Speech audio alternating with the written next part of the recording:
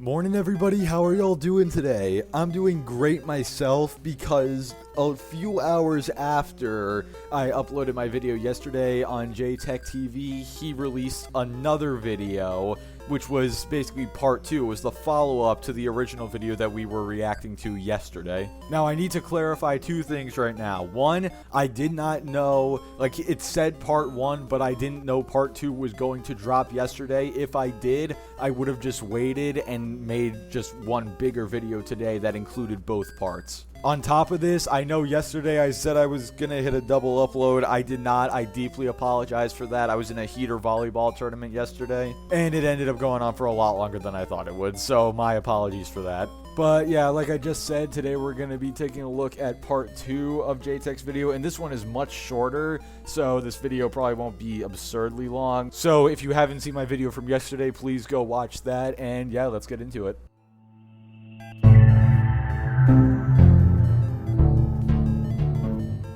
These are my opinions on this. They really need to go day and date. Yeah, I already established this yesterday, but it'll be reinforced in this video that the only reason JayTech wants PlayStation games to go day and date is not because he wants more people to experience them. It's simply because he doesn't want to be, led to believe that they will be exclusive forever only to find out later that they're actually going to be on PC as well. He'd just rather them rip the band-aid off immediately. Where is the excitement? Where is the enthusiasm for a game that is only on PlayStation consoles exclusively for a few months and then it's on another platform? Like, if my dude, if they announced it was coming to another platform, people would be even more hyped. I mean, look at The Last of Us Part 1, for example. A lot of people on PS5 are hyped for it. There are a lot of people on PS5 who are not hyped for it. But I guarantee the game would not be as hyped if it wasn't coming to PC, because I think the most hype I've seen is the fact that now The Last of Us is going to be on PC. So to say that there wouldn't be hype around games that are multi-platform is absolutely stupid. Not everybody shares the same mentality as you. Not everybody praises exclusives like the second coming of Christ. Because like I just said, most people are happy that PC players finally get to experience The Last of Us. This is one of the biggest issues I have with PlayStation fanboys, is they think everyone else thinks exactly like them. you really care about the gaming community as a whole, release it on all platforms day and date and see if the community loves the game together instead of this scattered celebration. We celebrate the game 5 years ago, and then you guys have to celebrate it 5 years later, or you got to celebrate it a couple months later. We literally have games that were released on PS5, Death Stranding Director's Cut, and then months later put on PC. We know that PC fans don't buy PlayStation exclusives at the rate as PlayStation fans. This is just a flat-out lie saying that PC players don't buy PlayStation exclusives at the same rate. If you want to say like, oh, they don't buy them at all at first because they're only on PlayStation at first, like, dude, that doesn't count. The game wasn't on PC. That's not a fair comparison at all. However, doing a quick Google search would tell you that in the first, and I went over this in a previous video, in the first roughly month or so, God of War sold around 5 million copies on PC. And guess what? A quick Google search would tell you that on PlayStation 4, God of War also sold around 5 million copies in the first month.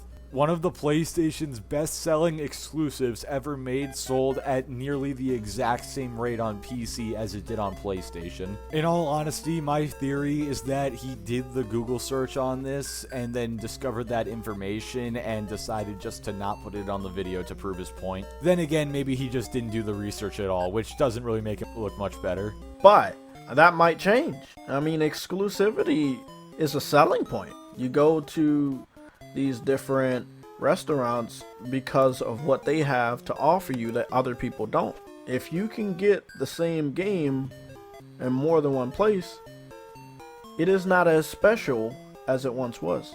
Okay, I'm gonna tear apart that restaurant analogy in a second because that was absolutely horrible, but how is a game less special if it's on multiple platforms? How does more people being able to play the game make it less special? Breath of the Wild and Mario Odyssey still would have been great games if they came out on every single platform. God of War would have still been a great game if it came out on every single platform. Forza Horizon 4 and 5 would still have been great games if they came out on every single platform. Allowing more people to play video games does not make the game worse or less special. But now let's get into this god-awful restaurant analogy. In fact, when I explain it, it's almost gonna make it seem like the analogy is working against him, because basically restaurants, if they're all the same type of restaurant, like let's say they're all fast food restaurants, because we're talking about like video game consoles or systems or whatever you want to say. Let's assume it's a whole bunch of fast food restaurants, all right? Each of them is going to have like burgers, fries, chicken nuggets, like different sandwiches, whatever you want to say. Like let's take Wendy's, McDonald's, and Burger King, for example. All of them have burgers. All of them have different variations of the same burgers. You can get like cheeseburgers, just like plain hamburgers. You can get like all the different toppings and stuff like that. Yet all three of them are extremely successful despite having similar menus. Do you know why this is? Because of accessibility, pricing, location, etc. For example, I'm way closer to any McDonald's than a Chick-fil-A. Chick-fil-A might be better, it might give me the better experience, but at the end of the day, unless I want to really go out of my way for some food, I'm just gonna head to McDonald's. And like I said earlier with the food, every restaurant, or at least in this case, like the examples I'm using, they all have very similar menus, but it's a little different in like taste, quality, like time prepared, whatever it might be. And it's the same with the different platforms. For example, if God of War was available on every single platform, it might, perform the best on PC, but you can still get it on PlayStation and Xbox, and those platforms are definitely much more accessible to a wider audience than PC is because of, price, availability, and depending on what the person is looking at when they buy a console or just a gaming product. But let's say, for example, you were the same distance from every single one of these restaurants and, they all offered the same different food. Well, then, to grab your attention and to make you want to come to their restaurant, they would have to start, upgrading maybe the complex itself, maybe make it cleaner, bigger, whatever, more high-tech, futuristic. And as a result, you'll get better food from that. It might be the same type of food as is at other restaurants, but it's gonna taste better, or in this case, let's compare like the Xbox to the PC. Xbox and PC both have Forza, but Forza is better on PC because you have way more graphical options and you can have basically any frame rate you want. It's still great on Xbox and plenty of people are still going to choose it, but there is a market for people who still want power, and people like myself who are after power primarily will go to PC. But since, Microsoft is putting the games on Xbox and PC, they may be able to win more people over if they, make a much more powerful console that's extremely affordable, like the Series S and X consoles. At the end of the day, as long as there's competition and as long as there's people investing in each of the restaurants, none of them are going to go out of business or get worse. Competition can only breed excellence if it's healthy. If PlayStation games came to PC day and date, that might incentivize Sony to make even better hardware or better accessories or whatever to encourage people to still come over to PlayStation, but they're still giving people the option to get it on PC.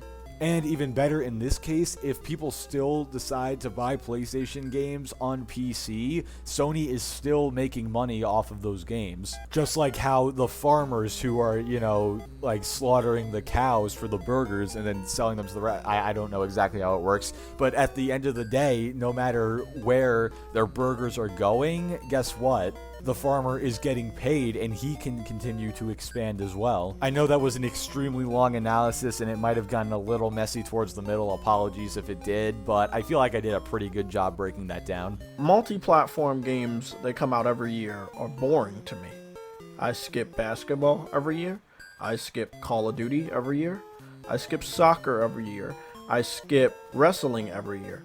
It's boring. Well, guess what, JTech? Call of Duty isn't boring to everybody. Hell, it sells millions of copies every single year. Even Vanguard, the worst selling COD in what, like 10 years, still sold what, like tens of millions of copies? Also, clearly PlayStation themselves don't agree with you on that one, because they sure as hell seem pretty desperate to keep Call of Duty on their platform. I wonder why. Oh wait, it's probably because, you know, third-party games have a bigger influence on people's decision to buy video game consoles than, you know, exclusives do. But we won't get into that.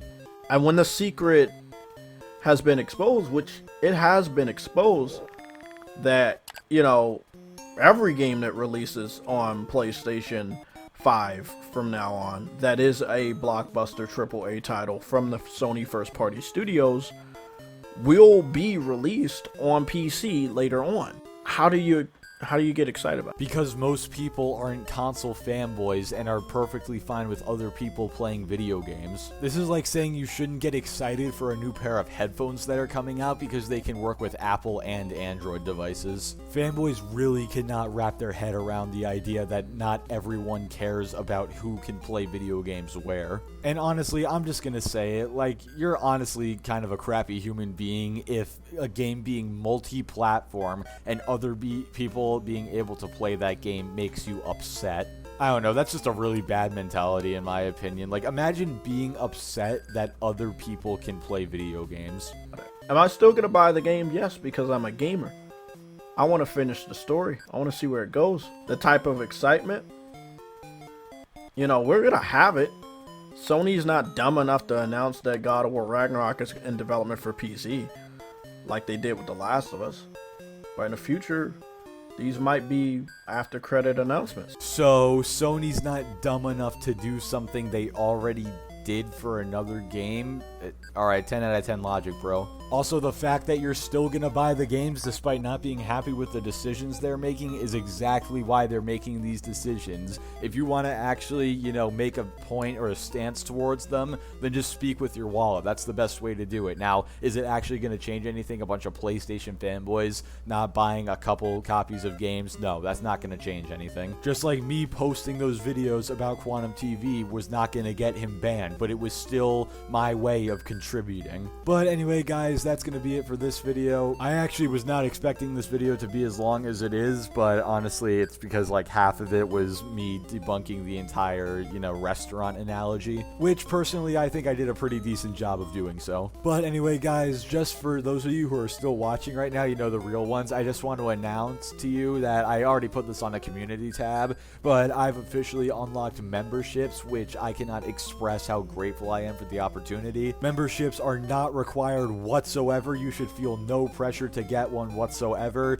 but I definitely would appreciate it, and it helps out the channel, and you get a bunch of cool stuff out of it, like some emojis to use in the comments and live streams. You get a badge next to your name that upgrades the longer you're a member, and a bunch of other cool perks that you can check out by clicking the join button next to the subscribe button, or by clicking the link in the description, and you can just see all the possible perks you can get from the different tiers. Again, you're not expected to do so, no pressure to do so, not required whatsoever, but you get some cool stuff out of it, and it helps me a bunch. So with that said, thank you all so much for watching. Like the video if you liked it, dislike it if you didn't like it, subscribe if you want to see more, and I will catch you all next time.